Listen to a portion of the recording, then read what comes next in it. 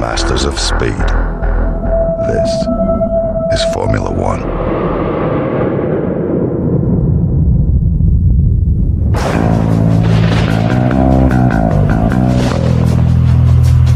Yo guys, welcome back. It's Jaffmaster Flash. How are you doing? Welcome. 5 red lights. Let's get straight into this and away we go. So, welcome back to the wet setups. This is Silverstone. It's very wet, as you can see. And yeah, hope you guys are all good. I've had a little bit of a break, which is much needed. Really needed, in fact. And we're going to go down the inside into turn 3. Or is it turn 4? Doesn't matter. Setup, as always, is at the end of the video, and I really hope it helps. It's going to be a couple of Silverstones this week. Not only is the wet setup out today, upcoming I've got a WR race at Silverstone. So if it is a wet race, I will be using this very setup, and let's see how that goes. I absolutely love Silverstone, cannot get enough of Silverstone. It might not be a very good circuit for racing around, league racing that is. It's still my home Grand Prix. It's still a really great circuit. I absolutely love it. If I had to put Silverstone into context with my top 3 circuits, it will probably be there with number 2, with Spa being my first, Silverstone being my second, and probably Monza being my third. I absolutely love Silverstone. Really good. But it is very tricky, and the trickiest parts at Silverstone is obviously Maggots and Beckett's, and then you've got the final chicane coming up right about now. It's very tricky. It's very rough on traction. You have to be so careful when you approach it. If you get too overeager on the throttle, you will spin the car and spin across the line. What I find difficult about it is that's where I lose the most time, because you have to be so gentle on throttle. Like I said, one snap and it's pretty much game over, and that is something that you don't want. But by here, coming out of this corner, it's quite tricky on traction as well, and obviously I'm talking to the guys that run no traction control.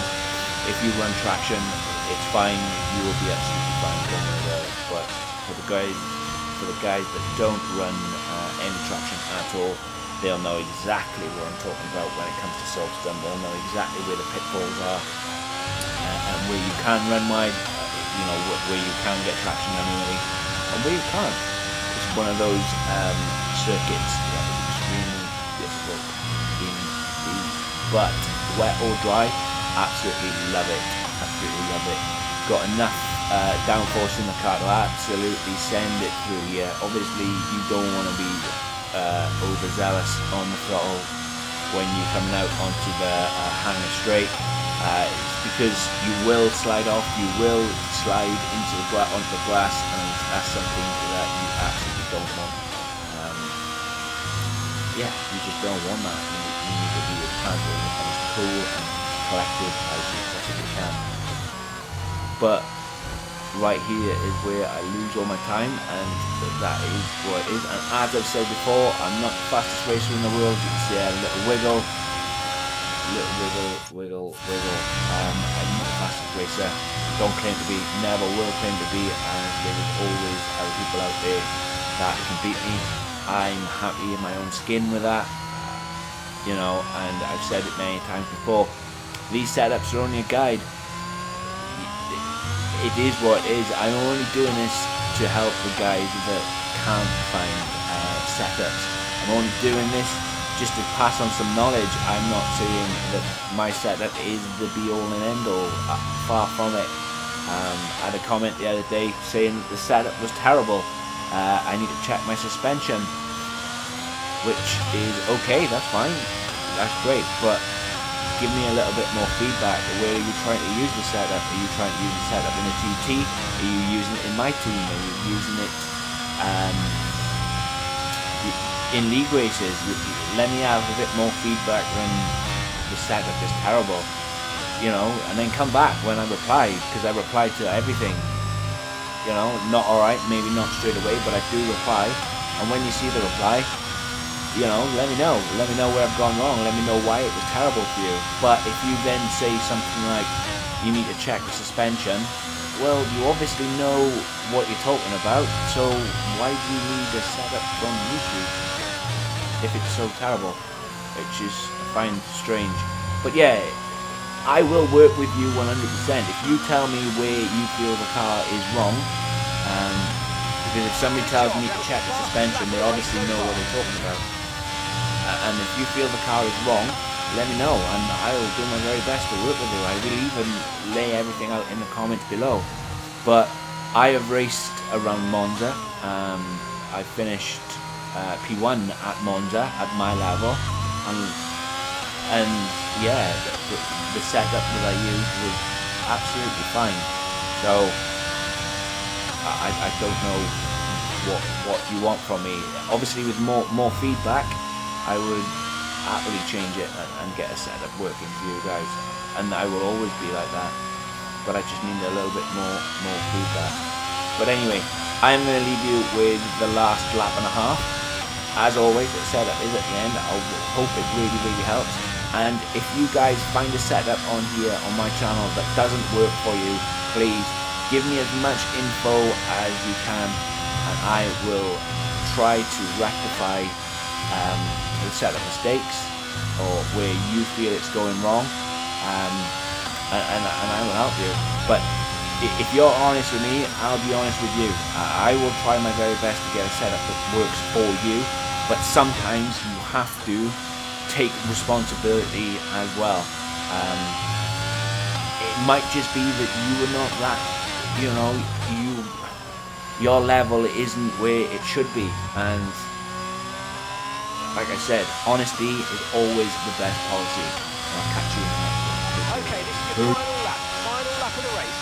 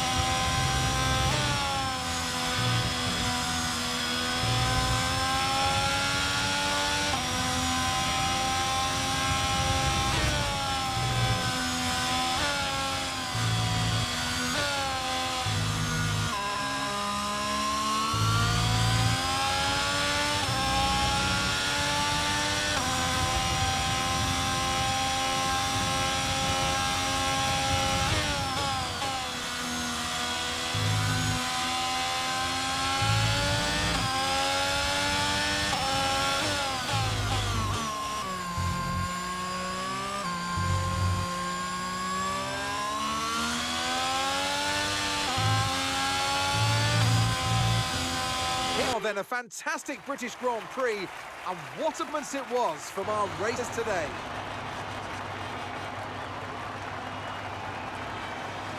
What do you think it was today, Ant, that gave them the edge over the competition?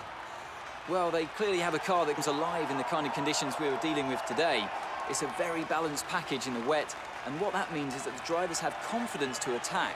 And having that confidence gets you on the power earlier, it lets you brake later, and can put you a long way up the road.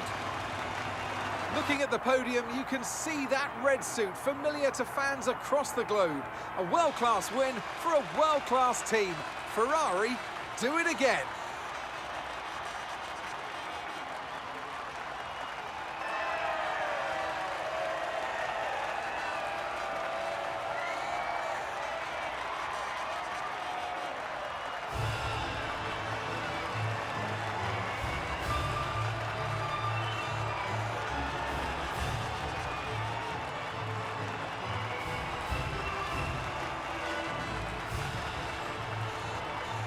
The driver of the day, Anthony Day. Who do you pick?